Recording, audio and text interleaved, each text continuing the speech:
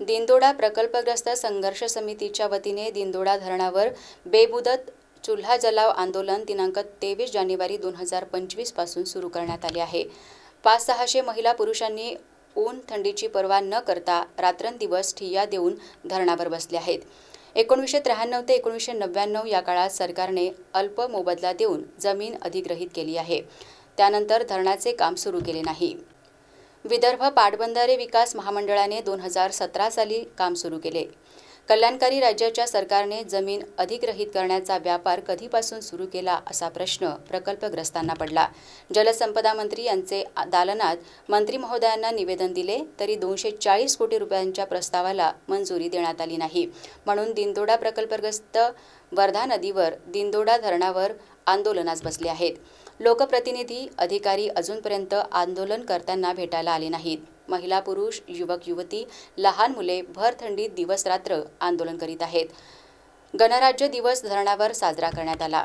240 कोटी रुपयांच्या पॅकेज मंजूर झाले पाहिजे अशा घोषणा देत आंदोलन सुरू आहे।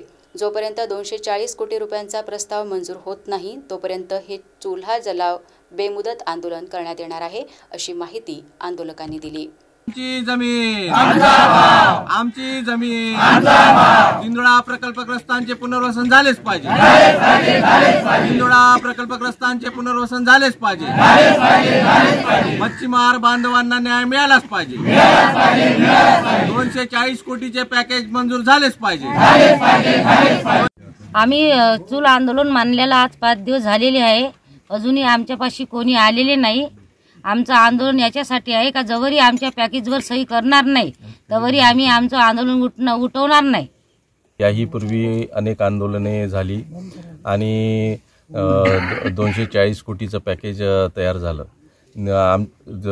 मागच्या वर्षी 1 मार्चला आम्ही बैलबंडी मोर्चा केला आणि नंतर शासनाने 240 कोटीचं पॅकेज तयार केलं, परंतु आजपर्यंत त्या पॅकेजवर विचार केला गेलेला नाही।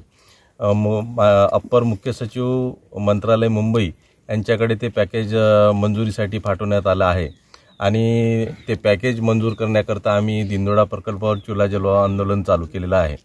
परंतु कुठल्याही लोकप्रतिनिधींनी प्रशासकीय यंत्रणेने या आंदोलनाची आजच्या तारखेपर्यंत दखल घेतलेली नाही आणि जोपर्यंत आपण हे पॅकेज मंजूर करणार नाही तोपर्यंत या ठिकाणी आम्ही ठिय्या देणार आहे आणि प्रकल्पाचं काम सुरू करू देणार नाही असा सर्व प्रकल्पग्रस्तांनी निश्चय केलेला आहे।